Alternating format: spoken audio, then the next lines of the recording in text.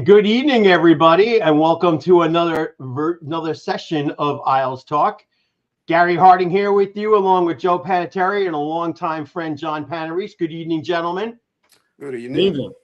All right. So, as you notice, our fearless leader, our grand poobah, if you will, Paul Kreischer, is a no-show. He felt that it was more important for him to do this than actually come and talk Islanders playoffs. And it's exactly what he's doing right now. We're going to call, if you send a message to him anytime over the next few days, just make sure you talk to him and call him Captain Gutterballs. All right? So anyway, guys, we're going to have Peter Schwartz from CBS Radio and WFAN to come on to talk about this first round. But what we're going to do, hopefully, is talk about our team, talk about our competition tonight, which will obviously, or this week, will be the Carolina Hurricanes, and pretty much, this is kind of the theme. Why not us, guys? Why not us, Joe? What do you say to that? Why not us? This is why they play the games. Because on any given night, anything can happen. I say we win in 7. That's what I say. Play an aggressive game, take it to them. We have nothing to lose. They're supposed to be the favorites to win the Stanley Cup. We're not supposed to have a shot. No pressure on us. Go after them. Take it to them. Yep, that's I really agree with you, John.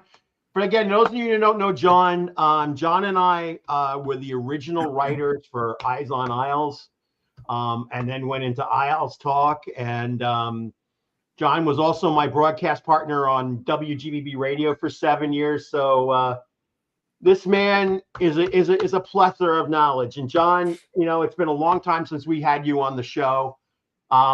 Definitely give us your thoughts. And again, I know you're up in Buffalo right now. You're away from the area, but you're not away from the team. So give us your thoughts. What do you think about what's been going on lately? And what's your insight?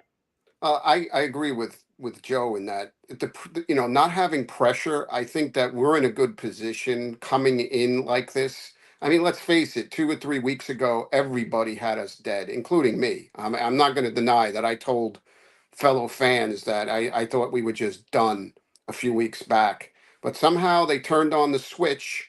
And I just think, I think Patrick Roy has been like a revelation to this team. And it took a while, I guess, for everybody to get on the same page. But this is a guy with such a pedigree.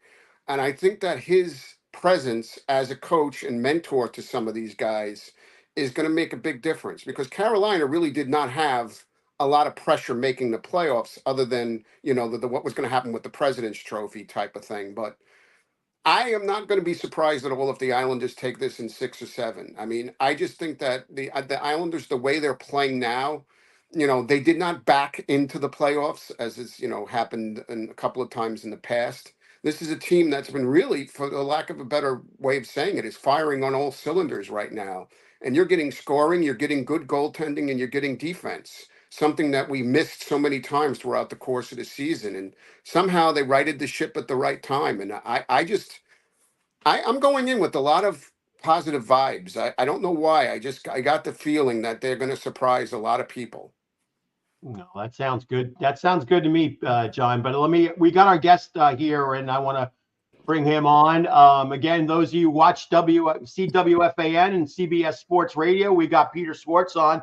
Peter, it's Gary, John, and Joe. Good evening to you, and thanks for joining us tonight. Oh, my pleasure. Thanks for having me. And I see you're in the car. Where are you going to, buddy? Coming home with dinner.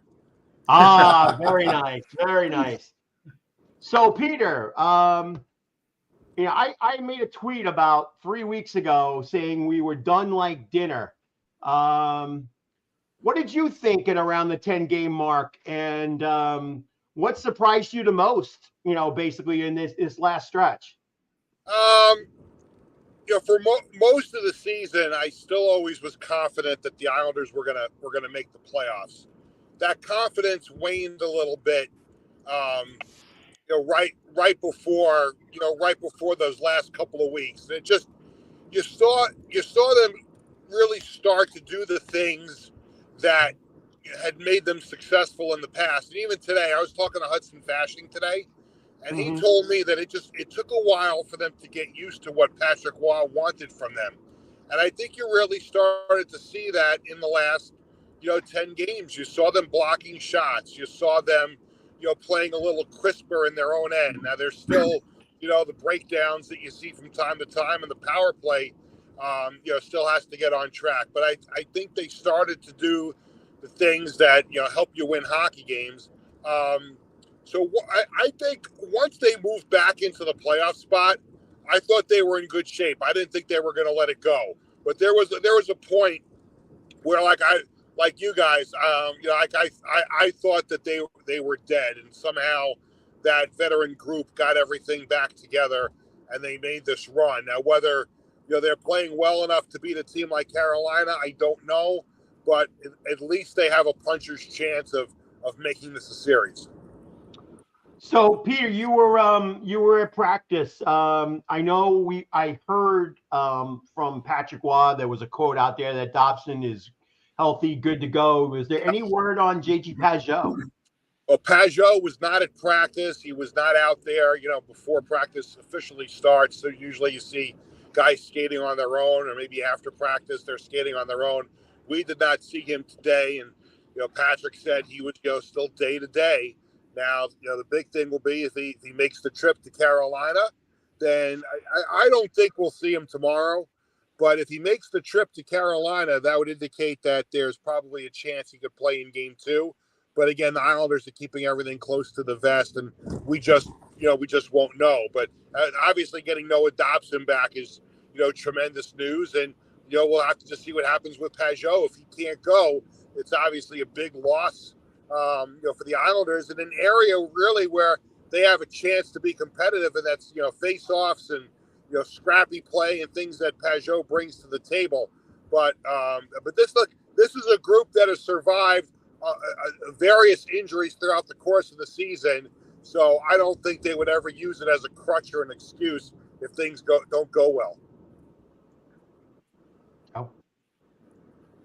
Pete, I have a question for you. This is Joe. Do you think we match up better down the middle than Carolina? Well, certainly from a depth standpoint, they do, especially if they can get Pageau back. I mean, that helps. I think that is, an area where the Islanders, are competitive and maybe even have. Pete, we lost you. Uh-oh. I think we lost you, Pete. Yeah, we kind of lost your audio.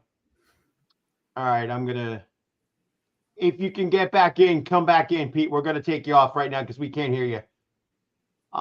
Anyway, so, I was going to just put some of these things up on the screen. I've made some little pictures here. And again, let's look here as I bring up on the screen. I got the Carolina lineup, and you look at this lineup, and obviously you're missing Jesper Fast, who's basically day to day. He's your 13th guy. Right. Wait, let me see if we got Pete back. Hold on a second. Pete, we got you back. Can you hear us? Pete?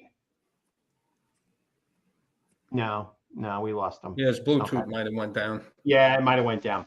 But so looking at this lineup, and it's with the exception of Gensel and Kuznetsov, it's the same lineup that we saw last year.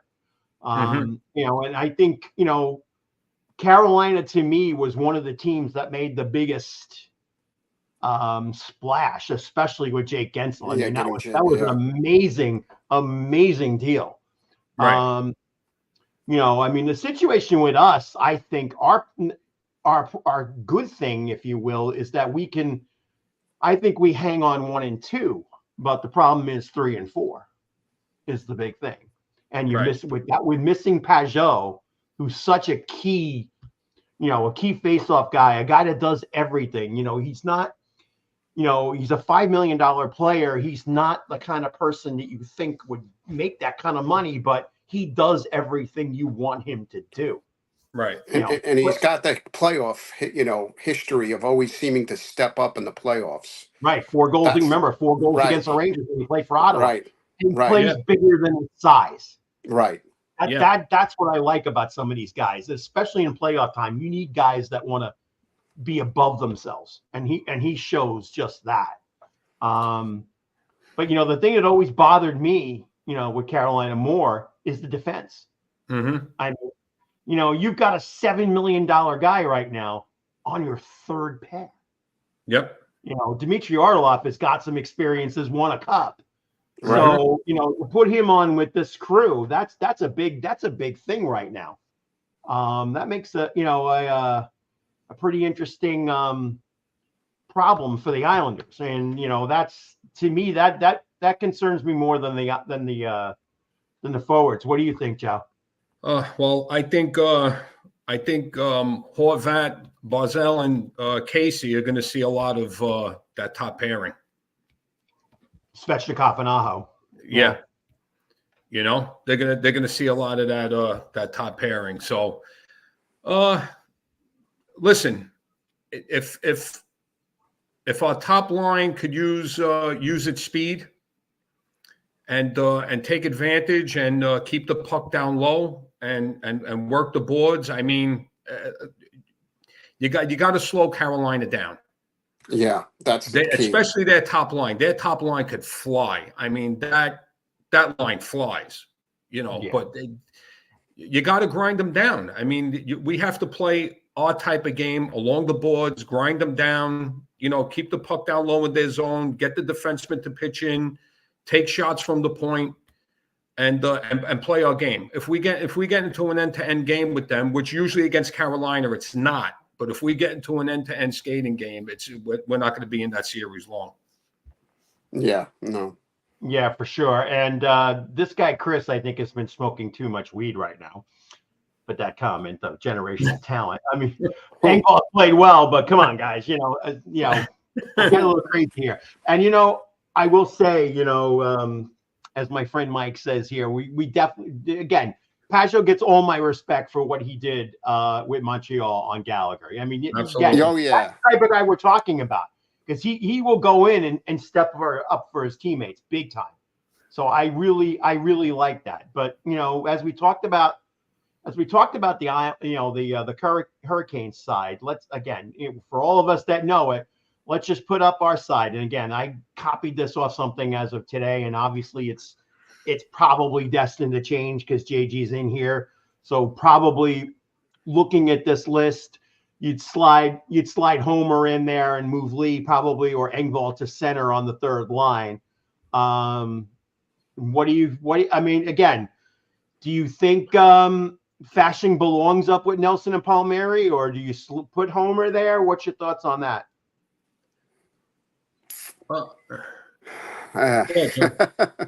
No, I mean, Did I'm I not stump sure. you, John, or what? Yeah, you stumped me. I mean, I get, I think you just got to kind of throw them out there and see what happens. Just to see if there is some kind of chemistry at this. Just to get guys going. When it's disrupting, when you lose somebody who's been like an integral part of the process so far. But I don't know. I like Homer. I think he gets a little more crap than he deserves. I don't know why. Fasching doesn't really. I don't know. He's not. To me, I think Homer would be the guy to go with. I think Holmstrom. I would trust a little bit more, especially with our PK situation being as, crappy as it's been. At least that guy's got some shorties in him.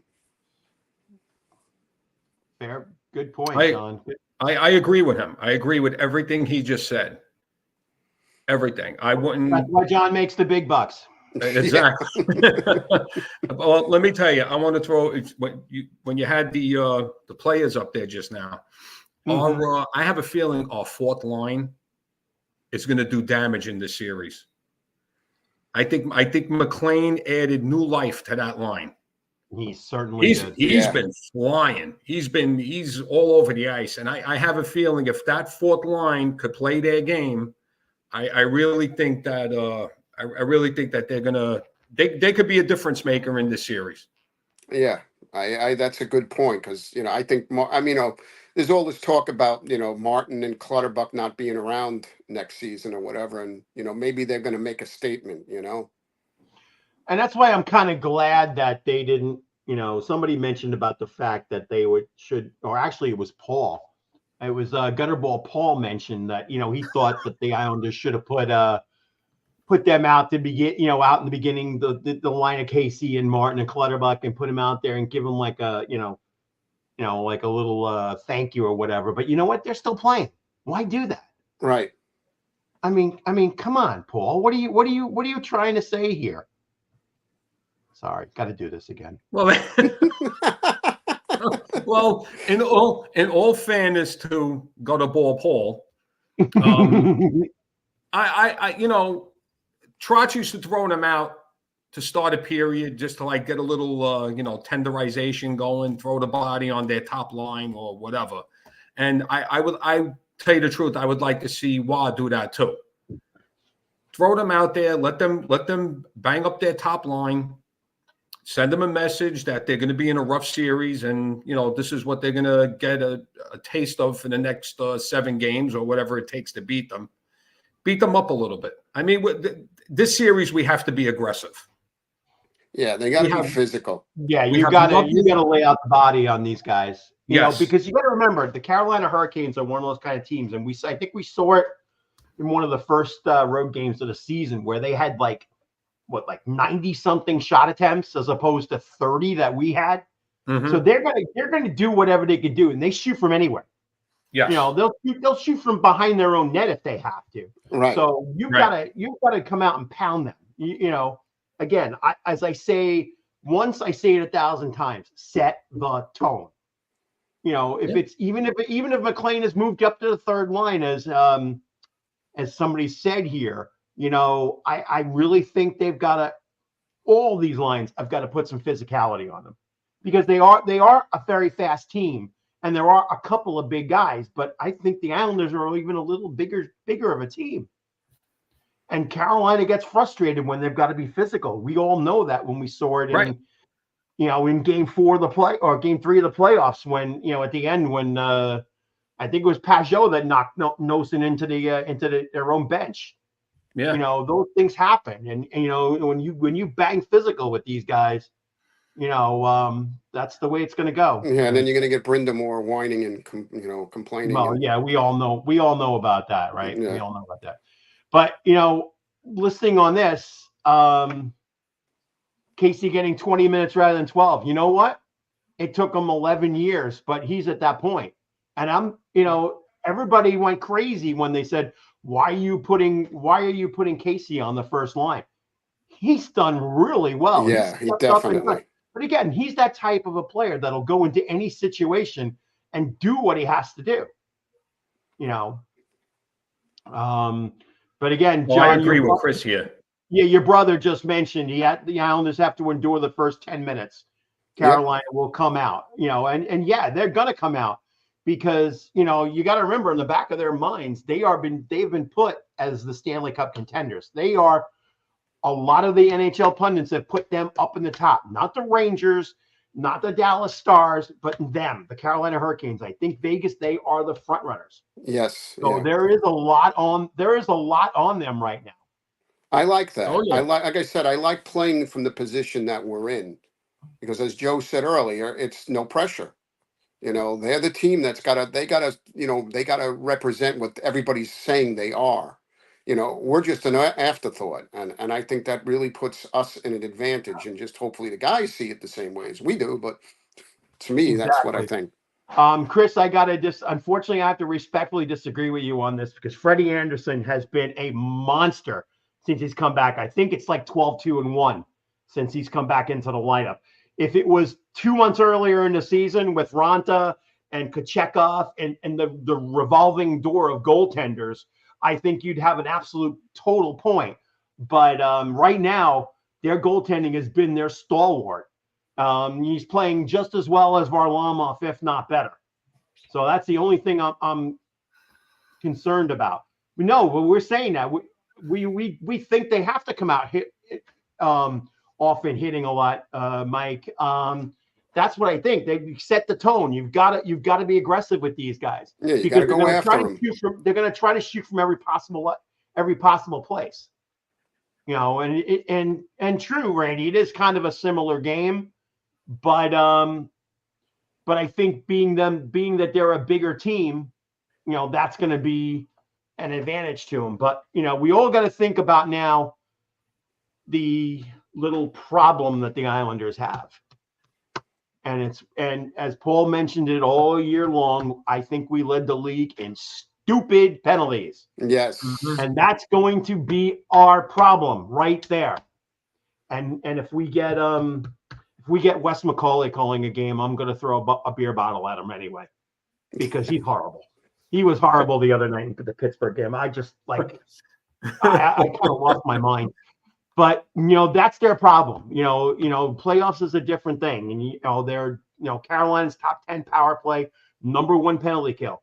So like the Rangers, Carolina, that's their bread and butter, and that's where they're gonna. If there's any weakness and where they could be beaten, it's right there. What do you guys think? I think 5-on-5 were one of the best in the league. Playing 5-on-5. Okay. No question. The Rangers, I think, were 20th or 22nd in the league 5-on-5. 23rd. 23rd. Okay. What's Carolina? Carolina's got to be in the middle of the pack, right? I think they're in the bottom of top 15. Okay. Well, you got to look at it this way. You got to make these games heart attack games. Keep them low scoring, keep them tight, even if you have to go into overtime. You gotta physically dismantle this team. You have to beat them. And I don't mean beat them in the score. You have to beat them along the board. You got to grind them down. That's grind them down. Make them pay the price anytime they touch the puck. But that's why the Ranger fans were all saying on the fan, not the fan, XM Radio, NHL Network, the one team they didn't want to face in the first round was the Islanders, because anything can happen in that round. And after that last game, what we did against them, that put a scare into them. Yeah. I tell you the truth, it probably put a scare into every other team in that division. Yeah. Because again, as we said it all along, this is a team that is built differently. Lou has built this team differently than any other team in the league. They're built on defense. They're built on the ability to stuff people. But what was our forte last year was we were in the top 10 in the top 5 in the league in penalty kill. Now we're 32nd. Same guys, different results. And same. That could change in the playoffs. Just because it was like that in the regular season. Now you're playing on more adrenaline. You know what's going to be. Now you're playing for something. So let's see if these players step up. I mean, hey, look, if they could turn that around in the playoffs, and a lot of teams have done that. A lot of teams have been horrible either on the power play or on the penalty kill during the season, and then all of a sudden in the playoffs, their specialty teams started kicking in. So right. Didn't Brendan Burke make that point, I think, in the Pittsburgh game where he said starting Saturday, everybody's got the same, 0 and 0. You're 0 and 0. Right. And that really means something. Yeah. Because we all know what happened to Boston last year after that 65 win year. Yep. Okay. Anything can happen. All right. So let's just switch gears for a little bit, because again, this is a playoff preview and we want to get into the other ones too while we got some time involved in here. So let's just bring up the playoff status right here. Let's go through the Eastern Conference. Okay, we've talked about ours real quick. Let's talk the battle in 33rd Street, the Rangers and the Capitals. Just like the Islanders, nobody's picking the Washington Capitals of anything. Honestly, do you think, I think Joe kind of thought they might have a shot. I'm not sold on Washington yet, even though they had a good finish and Lindgren's been playing well, actually playing more than Darcy Kemper has, who was a Stanley Cup winning goaltender. What do you guys think? Can you think they can squeak it?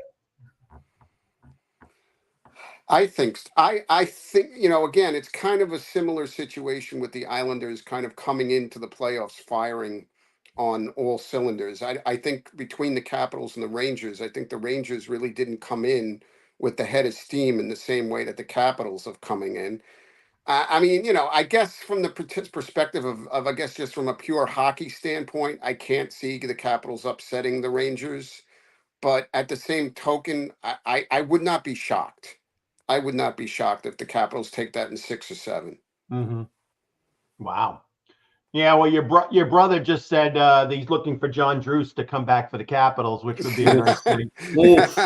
For those of you youngsters, go back about 25 years ago and check the stories on the Washington Capitals.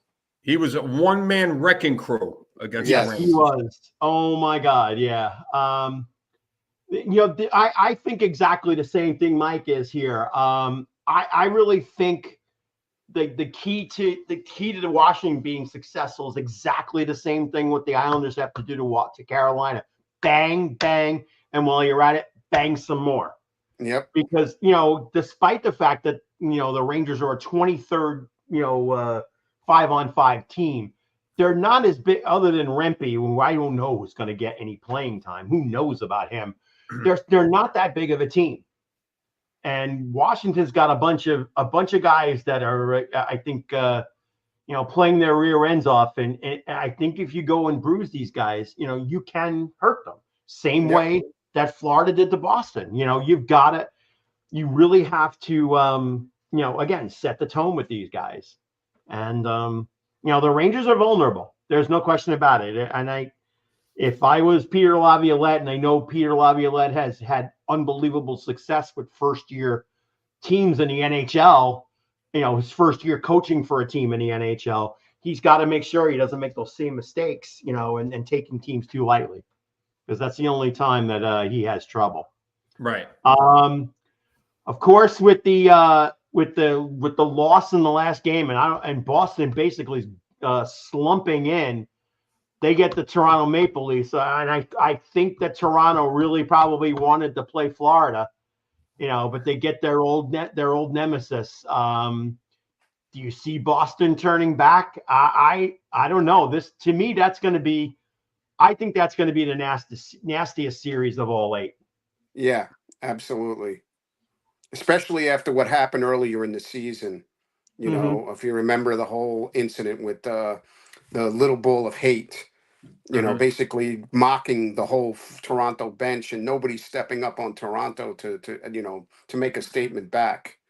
So I think that's going to be a very interesting series. Yeah. I hate to say this, but I can see Toronto winning that series because I just don't think Boston has been impressive.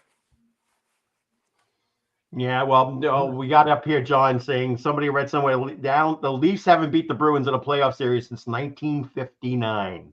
I think that ends. I think that ends this year. I think really Toronto. Do. I think Toronto's going to knock them out. Yeah, the demons are going to go, right? Yeah, I think the demons are going to go. I think you're going to see a few teams exercising demons in the playoffs.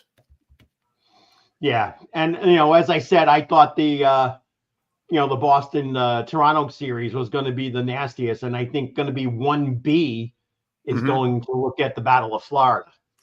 Yeah. And, well, actually, you know what? Let me just answer this question beforehand. And Joe, what do you think? Is Samsonov the key of this series? I think goaltending is going to be the key for Toronto. I think it's going to be the key. If they could get the goalie to make the saves, they're going to beat Boston. That's the key. Angie's right. Yeah, I think so too. But I'm really interested to see the Battle of Florida. And this year, it's Florida with the advantage. I mean, they work their tails off to get that number 1 seed in the division. Do you think Tampa has a chance, guys? And guys, definitely tell us in the chat room what you're thinking. What do you think? Well, I think based on I never got to give my prediction for the Capital Series. So Oh, yeah, well, give him it. I'm just Yeah, gonna give say it. Caps in 7. Like I said, Okay. Florida last year, Caps in 7, they're gonna upset the Rangers. I said that. Let me just throw my 2 cents in with the Battle of Florida. It's that series is gonna come down to goaltending too. Well, yeah. I yeah, think the Russians is hotter. As any Yeah. playoff series does, goaltending is going to decide series. You know, it always goes from the goal out. They're too evenly matched, and Tampa, they got too many players with too much experience. That's the key, I think, in that Right, series. to say that Florida is going to walk right through them. I don't see that happening. Do I see it going 6 or 7 games? Yes. Do I see Florida winning it? I think Florida beats them. But I think it's going to come down to which goaltender is going to stand on his head. That's what I think. Yeah, and I don't think, I mean, he had a little bit of a run towards the end of the season, but Vasilevsky has been nowhere near his best. I mean, like him and Ilya have been the 2 goaltenders, I think, this whole season that have, if you have to say disappointed themselves, they fit that role. And we'll talk later about it, with the Varley situation. We'll go back to it. But yeah, I think Bob has been great all year, and Florida has definitely had a lot of help from all 4 lines. And I don't think Tampa's really had that as much. I mean, Kucherov's had a season for the ages. I mean, he's been incredible this year, no doubt about it. You also got to remember something about Bobrovsky. He's choked in the playoffs before. Yeah. He had a good run last year, a great run last year, but you got to remember something. He did choke a few times. Mm-hmm. Yeah. Yep. In the playoffs. So, which Bobrovsky you're going to get. I mean, throw out the regular season. I mean, if you're going to go by experience, Vasilevsky takes it. Yeah, I mean, Bob had a great playoffs last year, and I think Florida's defense just hung them against Vegas. True. So yeah. That's so you're true. hoping that you get Vegas with that. If you get that same Bob that you got in last year, then I think you've got a chance. But I mean, you can't, despite how not so Vasilevsky like he played, you can't count him out. Right. And that's what's interesting. So. All right, so Joe, you said Rangers. We're not going to talk our series. We'll get back to that. You said Toronto. I said Capitals in 7. Right. Toronto, I'm saying in 6. Okay. And I'm going to say Florida in 7. Okay. John, what do you think? Not our series, but the other 3. Hey, I'm going to agree. Capitals in 7. I'm going to say I think Florida is going to take it in 7, and I think the Toronto-Boston series. Holy crap! I'll say Toronto in 6. Okay, so basically, you guys are on point. Same. Okay. All right. As much as I want to say Capitals, I'm going to say the Rangers in 7. That's a kind of a Steve Summers line for any UFAN fans. Mm-hmm. I'm saying Florida too. I really think that the full complement of Florida's defense, as well as their 4 lines playing so well, and Reinhart playing out of his mind. I mean, whoever saw that coming, 50 plus yeah, goals. It's been a long time they've been waiting for guys like that to come through. Ex-Sabre. Yeah, there you go. Yeah, and Mr. Matthews fan saying Toronto is terrible. Well, Randy, I don't know. What are you letting go of them or what? What are you talking about here? All right, so the only difference we have is anything Randy says, it's the opposite. Yeah, that's kind of true. He's my buddy. I love him, but I love Randy. You take him with a grain of salt. Anyway, all right. So the only difference we have is me. I'm going with the Rangers in the first round. We're not going to go past round 1. We're not going to go that crazy. I'm not. But the Western Conference is intriguing. I was completely shocked the other night when LA pulled the win off and Vegas lost to give LA the 3rd seed in the West. And Joe and I were talking about this off air. And I really think of the Western Series, that LA Edmonton series is going to be amazing. Now, mind you, in October, I predicted Edmonton to win. And I am like now 51-49% Edmonton, Dallas. So I'm still thinking the West is going to win this season. I'm throwing the ball between the both of them, but this LA series scares me because LA is that type of team that they've got the ability to do that crash and burn, on teams like Edmonton. I've seen them play Edmonton. In one game I've seen them, they got totally embarrassed. And one of the other games that they did really well, they were really pushing around McDavid and Draisaitl and Hyman and those guys. Joe, what are your thoughts on it? Well, when we were talking before we started the show, I said if LA comes out and takes the game to them and plays them physical and makes them play in the corners, that's gonna be a tough series for Edmonton. And I'm gonna say LA in 7. Really? Wow. I just have a feeling that's gonna be the upset series. Yeah, I mean, I'm on the other side. I think Edmonton's going to end up winning it, but unfortunately, I think it's going to hurt them. I really do. I think the LA factor is definitely going to hurt these guys, and that's for sure. John, what do you think? That's why I just think I'm not sold on, Edmonton just has this history of just, with the playoffs just kind of fizzling out. And I don't know. I think if LA takes it to them, I could see LA winning that in 6 or 7, especially Edmonton's goaltending. I mean, sometimes that becomes sort of a question, especially in the playoffs. Right. Exactly. So let's look at the next one. We're going to Vancouver and Nashville. Nashville, great end of the season, got the number 1 wild card against the Canuck team that kind of not backed in, but slowly got into the playoffs. They were a house on fire at the beginning of the season, and a lot of pundits really thought that they were going to be the one to beat in the West, but I'm not so comfortable with that right now. Nashville, to me, this is the one series I think in the West that I pull the upset with. And I've always been a Vancouver supporter, but I really think Nashville's going to grind Vancouver into the ground. Yeah, I absolutely agree. I think Nashville's going to win that in at least 6. I just Vancouver just hasn't really impressed me over the last little while. Nashville went on that run after they got the whole story about the U2 concert, and somehow they pulled their act together. And I just think they've been pretty darn solid the rest of the way through the season. So I could easily see them upsetting Vancouver. I could see that happening. I could see if they go on a run like they did in the last third of the season. Yeah, I could see that happening, but I don't know. A Rick Tocchet coach team, I think this team's going to be ready, and I think I'm going to say Vancouver in 5 in this series. Okay. I just think they're going to come out on all cylinders. Yeah, I hope so. I mean, because again, something with Rick Tocchet that this team's not going to. Yeah, they're not going to whimper into the playoffs. They're going to start off. I think they're going to set a statement in the first game.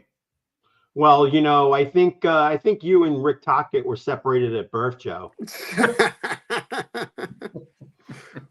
Am I wrong? Am I wrong? Come on. You never know. Yeah.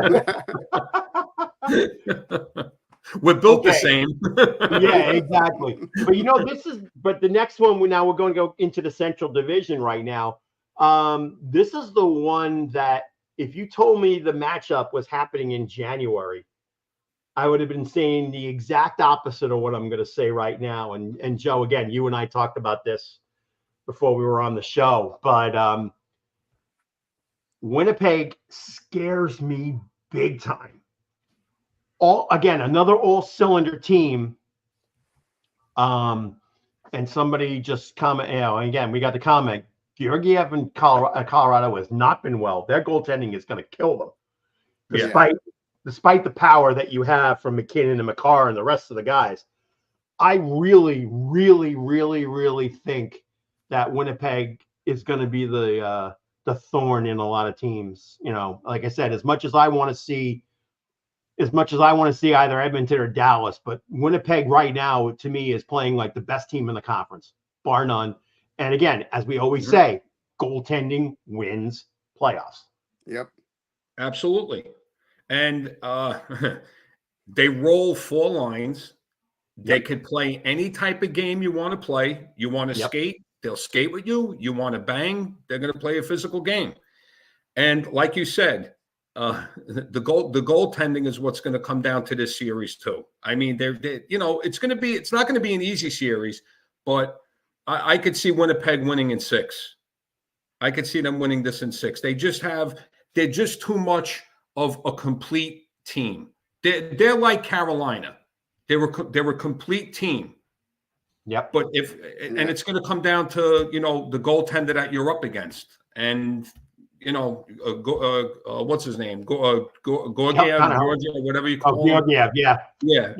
He just doesn't scare me. He didn't even scare me when he was with the Rangers. It just doesn't impress me. No, I agree. Yeah. So, I mean, they're the one that's the team that definitely is going to scare me. And again, Hellebuck's I think he's a shoe-in for the Vezina this year. No doubt in my mind anybody's been better than him. And to me, the defense on Winnipeg is the more surprising part. They're a quiet defense, but you got Morrissey, you got Ehlers, and they're great. They're fantastic skaters, and that's the kind of thing you need in the playoffs. So Winnipeg, I think, is going to definitely be scary. And again, you have the defending Stanley Cup champions, the Vegas Golden Knights, taking on the Western Conference winning Dallas Stars. No one expected Vegas to end up in the 8th spot, with the moves they tried to make and whatever they were doing, but they're facing again another complete team with Dallas. I've watched a lot of Stars games this year, and I've really been impressed by some of the young kids that have stepped up, especially on the D side. They've really been good. Ottinger's had a fantastic season. To me, he's probably number 2 in the Vezina voting, I think, behind Connor Hellebuck. They've been getting scoring from pretty much every possible way. All 4 lines have been responding. Give me your thoughts on that one. I mean, to me, I don't see, as much as I know Vegas really, made moves and are hunting for Bear, and they got Thomas Hertl coming out of nowhere now, and Stone possibly coming back. I just don't think that they've got a shot against the Stars. No, I think the Stars are going to win that series. That's going to be like 6 maybe at the most, personally. Right. Well, let me ask you a question, John. If Vegas beats Dallas, is it really an upset? No, I don't think it's necessarily an upset, but. So now you know where I'm going. Yeah, I think Vegas is going to take Dallas out. Really? Okay. Wow. Yeah. Yes. Okay. Yes. I think they're going to beat them. I think they're just listen. They're a champion, and champions just don't go out like that. They might be down and out. I mean, how many times you see an 8 seed have a strong playoff? Right. Yeah. It's, but hey, look, is it going to be easy? No, they're not going to cakewalk through them, but I think they're built for a deep playoff run. And they're a team that's built for the playoffs. I don't think Dallas is built for the playoffs. That's the thing. They had a great regular season. I don't think they're going to have a good playoff. Okay. I don't think so. It's a good point. You make a very good point. But, and remember, there was a certain person who's not here that predicted that Detroit was going to do a lot this season. The Gutterball himself. Captain Gutterball. He made remember how big of a stink he made about the Detroit Red Wings? Just remember, Paul, where are they now? Let me tell you something. When he leaves that bowling alley, he's going to be afraid to step out in the street because he thinks a bus is going to run him over and then back up and then run him over again. Exactly.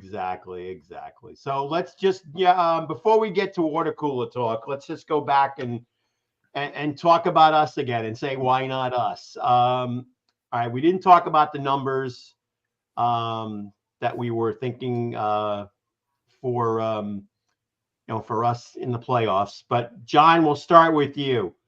What do you think is going to be the factor to take the Islanders to the second round if you think they're really going to do it?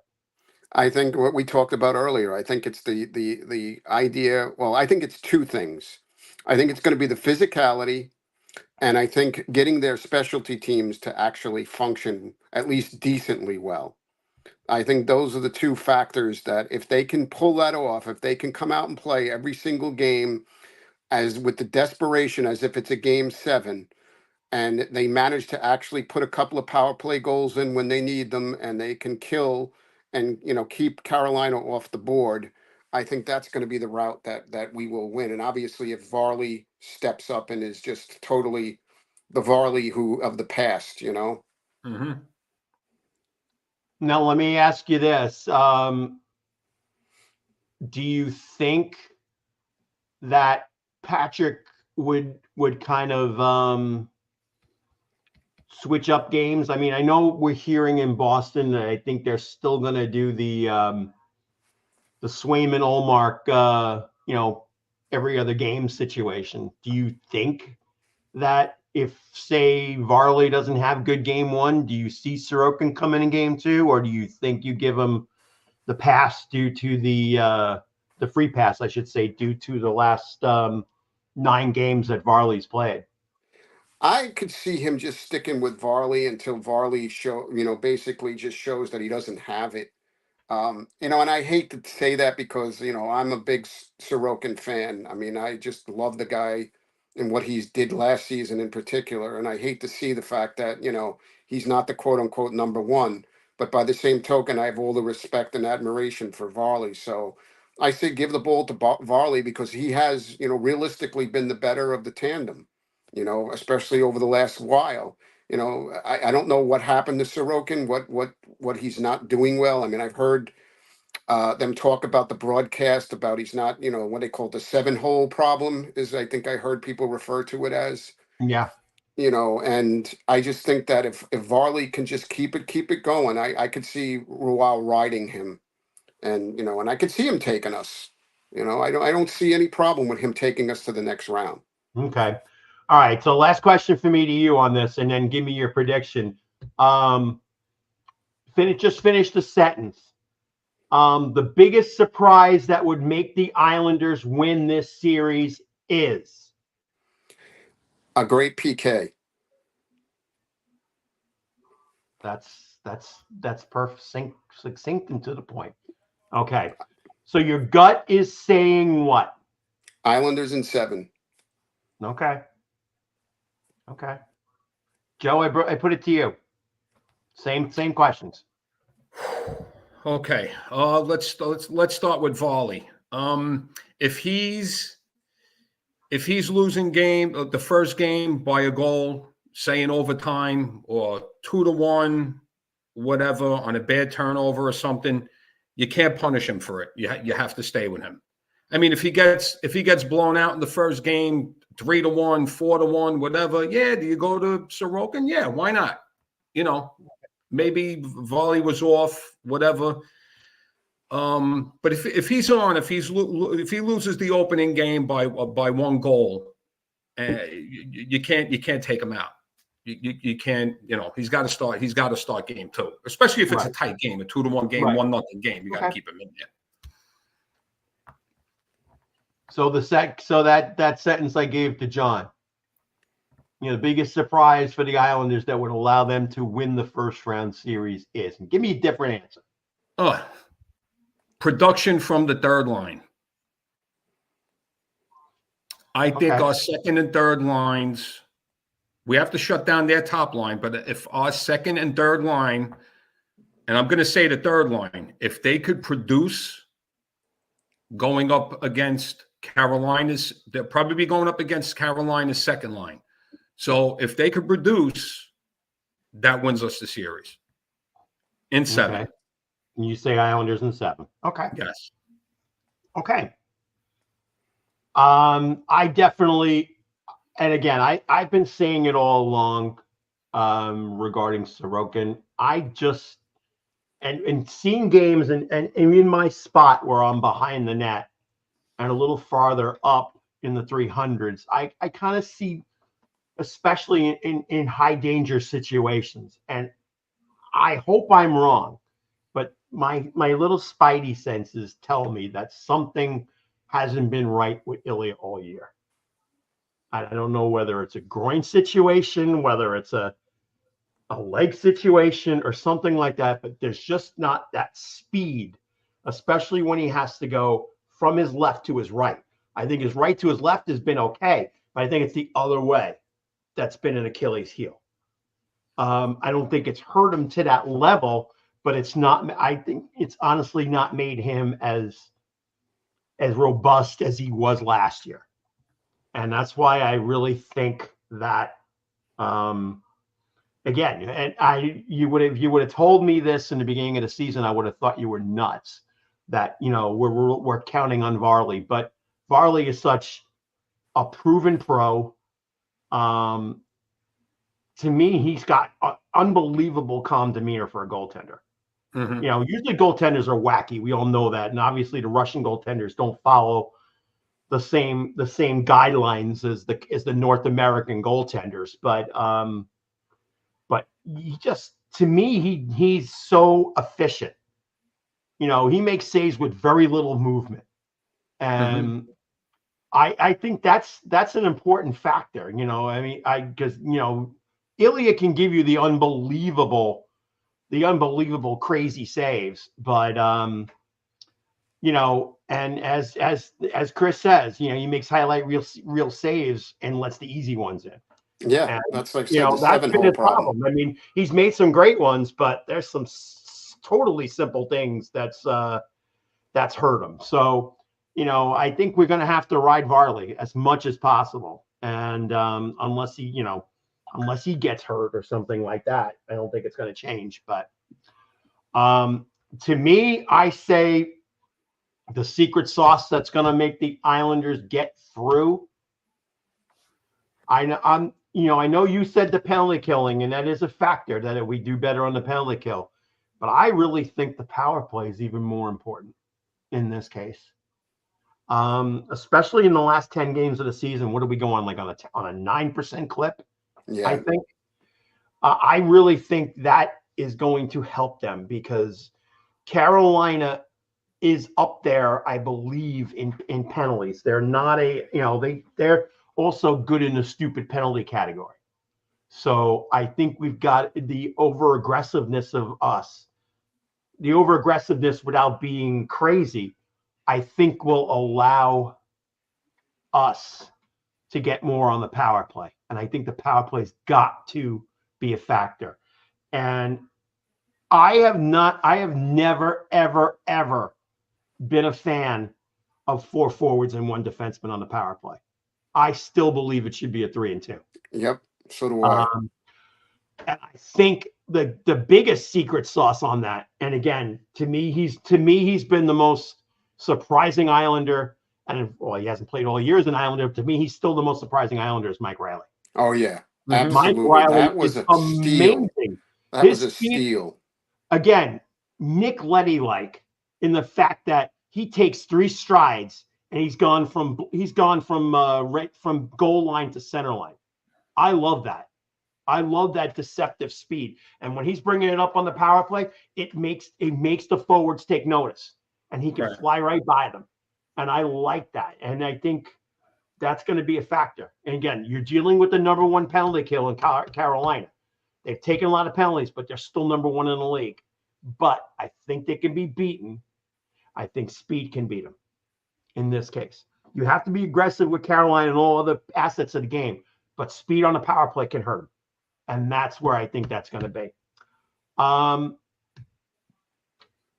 didn't want to say this, but in my heart of hearts, I was saying that I didn't think that the Islanders were going to win this series. But a certain person over here predicted Carolina to win on Twitter about an hour before we went on the air. So since he didn't, and he is the star of Isles Talk, and he basically just decided not to come on the air and predicted us not to win the series, I'm predicting us to win the series so that when we do, all three of us can stick it right up Paul's behind. Absolutely. Absolutely. Okay? And hopefully people in the comments absolutely agree with that, because it has to happen. It totally has to happen. It's a moral imperative now. It's a moral imperative. There we go. Okay. I just want to add something real quick. My cousin sent me a text. He said in the beginning of the season, Sorokin took a shot up high on his shoulder. And ever since then, he's never been the same. Really? Okay. Now, naturally, it's not a broken bone. He wouldn't be, he would have been out for some time.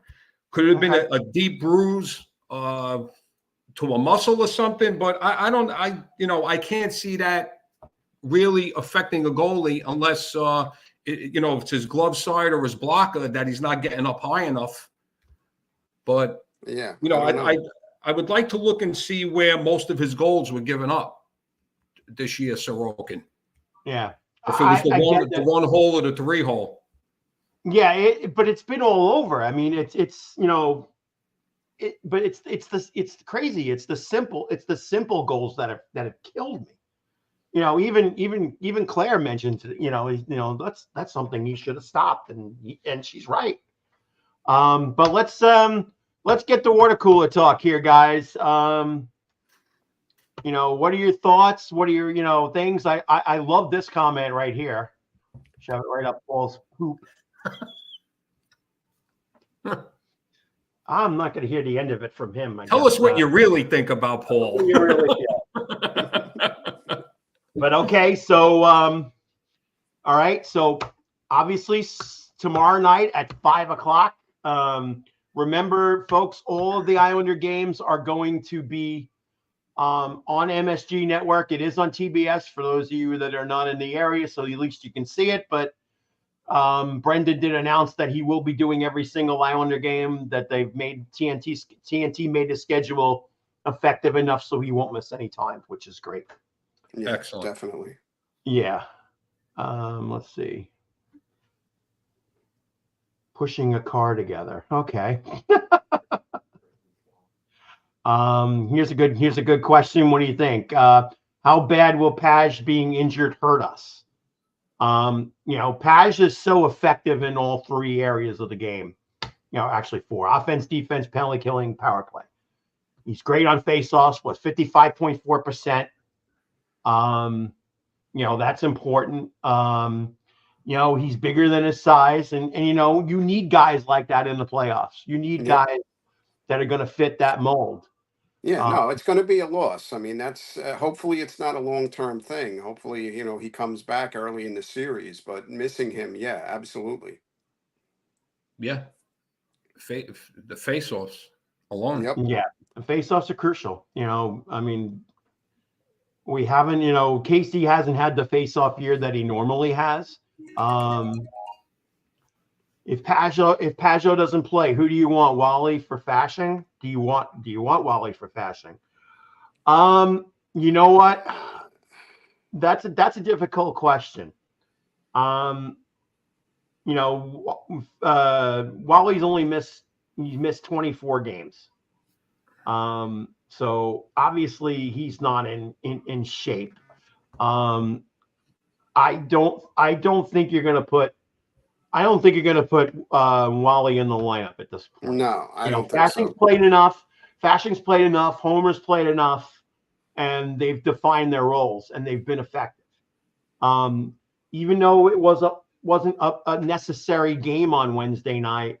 You know, you put Wallstrom in the first line, and to me, he had one good shot, one good chance, and he really wasn't effective all game.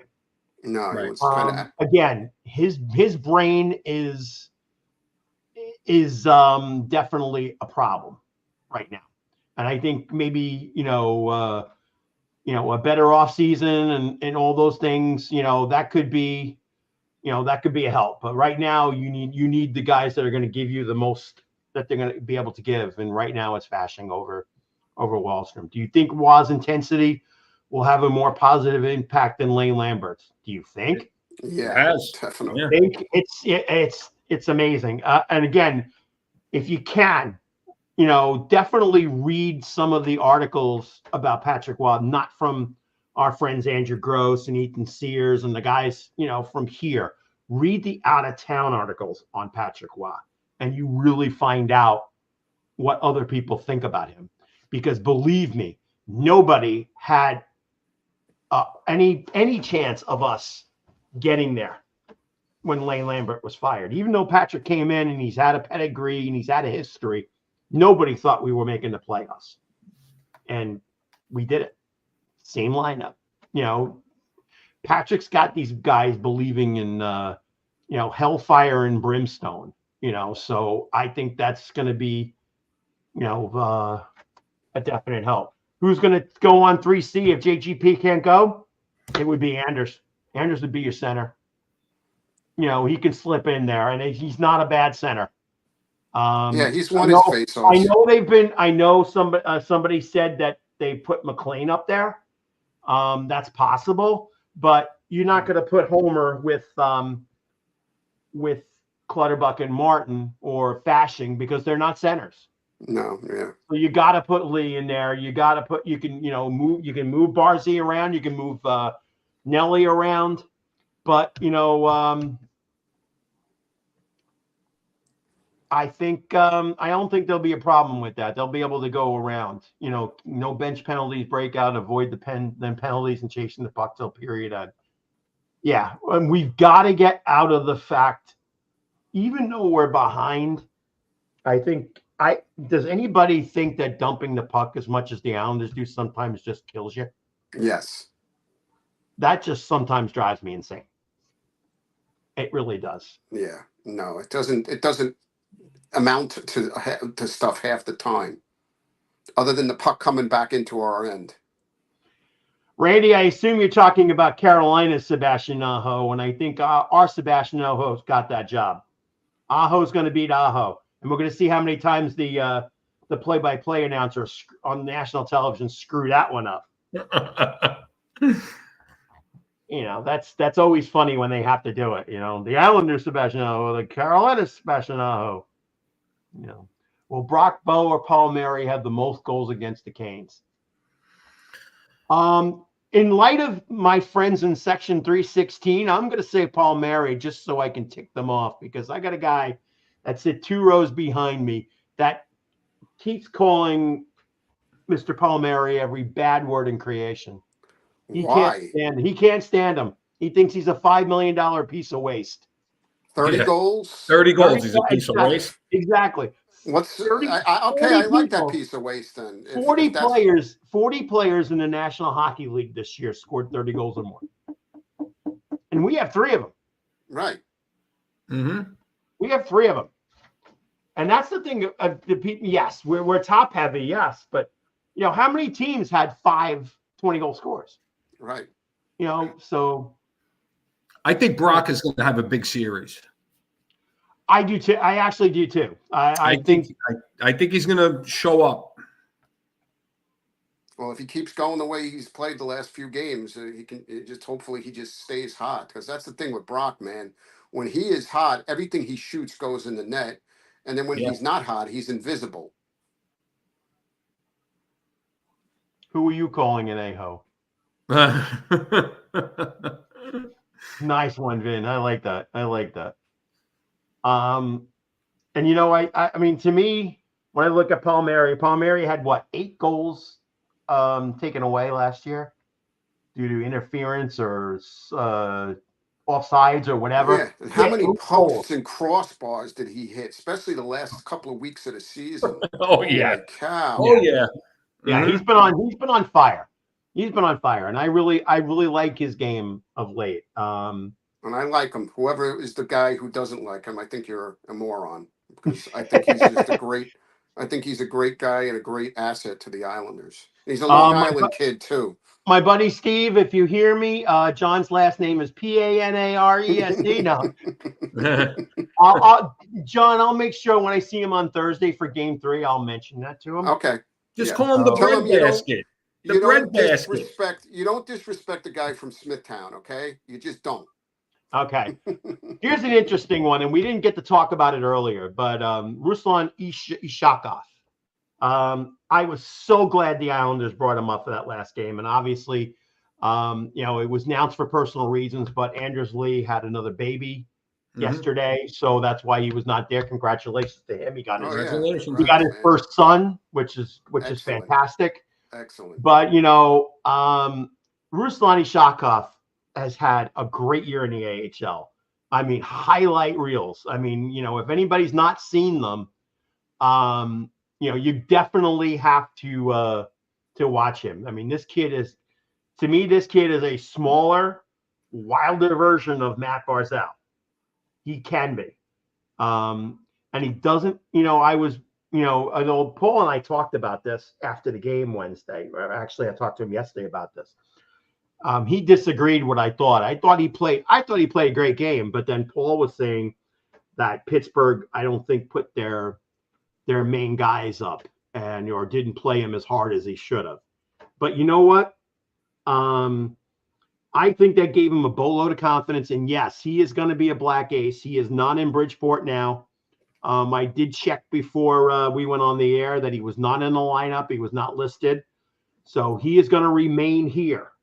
So this is a kind of situation that I think the Islanders were smart enough about doing, is to give him the opportunity to be with the NHL guys and give him the exposure. Whether he plays or not is irrelevant. He could replace somebody, but I don't think you're going to put him in for time right now. But there's been talk that he may want to go back to the KHL. There's talk that he's going to stay here. But, we've said it all along. I think Paul said it. I think you even said it too, Joe, that next year you bring him up as at least the 13th forward. Yes. And you let him be here, replace somebody that's hurt, but you give him the piece. And he did not look out of place. What do you think? Not at all. Not at all. No, I don't think so. Yeah. Because there was a couple of times he got pushed, and there was a couple of times that he got away from somebody. And again, his speed is really deceptive, because you don't think he's moving, and all of a sudden he's right there. Right. And that's not something, that's a God-given talent, and I really think, I think he can do some things. So yeah, so he'll be up. I'm sure you'll probably get Gauthier up. Possibly one or two other guys, maybe a defenseman, maybe Robin Salo will be here as a black ace just in case. But yeah, it's good to see that that Lou's got some confidence in this kid. I really felt comfortable. He got bumped around, but he rebounded well and had the confidence to be banging his stick. Yes, yeah, that's a confident kid. Confident kid, no question about it. Let me interrupt you 1 second. Go, Joe. I just paused my TV. The NHL Network has an interesting stat up between the Rangers and Capitals. All right. They both split the season series. Right. Each team scored 9 goals. Mm-hmm. The Rangers only had 1 power play goal. The shots were about even. The blocks were about even. And the hits, the Rangers out hit them by 30 hits.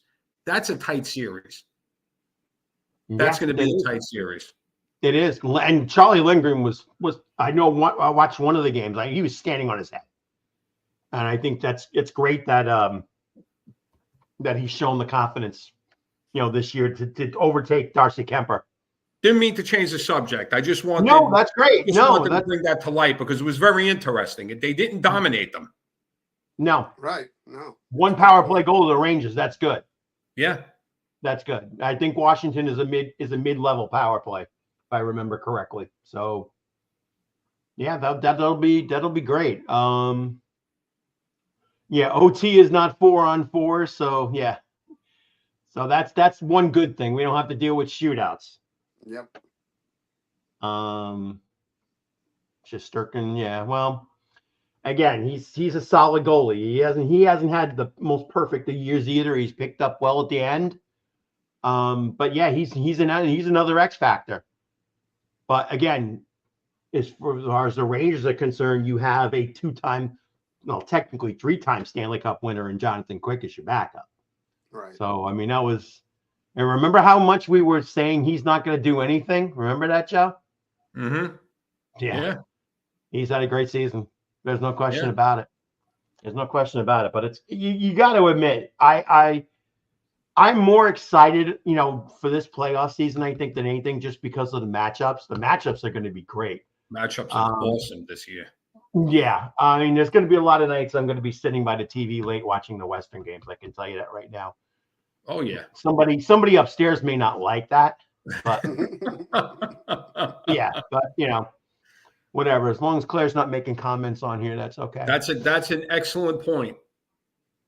That's an excellent point that you just put up. Yeah. Yes. Excellent point. Yeah. Hurricanes in Tampa are the Islanders' kryptonite. Yeah. But again, Tampa is not, obviously they're on the bottom end. The bottom end of their spiral. I mean, the good thing is they have a decent minor league system that they keep bringing kids up from the pipeline. But you got to worry about Stamkos getting older. Kucherov had a fantastic season. Point had a good season. But I just don't think. I really don't think that Tampa's got the stones to go past Florida. Florida, to me, is too deep of a team. I think if Reinhart didn't have the season that he had, I really think that they wouldn't be as good as they are right now. I think he's been a major difference on Florida's team. Gary, John, I have to sign off. So I'm going to say good night to you guys. Good night, everybody out there. Enjoy the game tomorrow, and let's go Islanders. Yeah, Joe, thanks very much, man. I appreciate it. Anytime. Take care, guys. Yeah. All right, take care. I got to fly too. Yeah, well, we're gonna end the show right now. Okay. But definitely, let's just give a couple little reminders here. If you go to ChristineSt.Lou.com and you want to get this great little bracelet that the Islanders that she's made. There's one in orange and blue. This one, I actually own one. I'm not wearing it now, but it's great. It's a great piece of jewelry. Definitely go to www.ChristineSt.Lou.com. And if you use the promo code ISLESTALK, you'll get 10% off your purchase. Definitely support her. She's been a great sponsor and help to the show. And I know we've gotten her some people to buy one, which is great. So we hope you do that as well. Again, John, I know doesn't tweet that often, but he's at Hockey Blindside. You can catch me at IslesMet63 on X. I'm trying to do a little more, but definitely we want to make sure that you definitely check out us and make sure you like and subscribe to us on X at Isles Talk, Facebook, and YouTube. I know we've had a lot of people watching the show lately. Your support is tremendous for us. And, as I talk about Paul, and we make fun of him a lot, Paul has done an amazing job with this site. And this is kind of be my Paul suck-up moment, if you want to say it that way. But, he's done a great job in this. And we really want to keep doing this for the playoffs. I'm sure we're going to have another show Wednesday between games 3 and 4. And again, we thank everybody in the chat room. There's been some great stuff going on. We really, really appreciate you guys. Make sure you let everybody know to check us out again at Isles Talk, and we hope to see you soon. And for John and Joe, this is Gary. Listen, we appreciate everybody coming on tonight. We hope you have a fun playoff series. Make sure you keep rooting hard for us Islanders, and let's go. And we'll see you on the next show. Have a great night, everybody.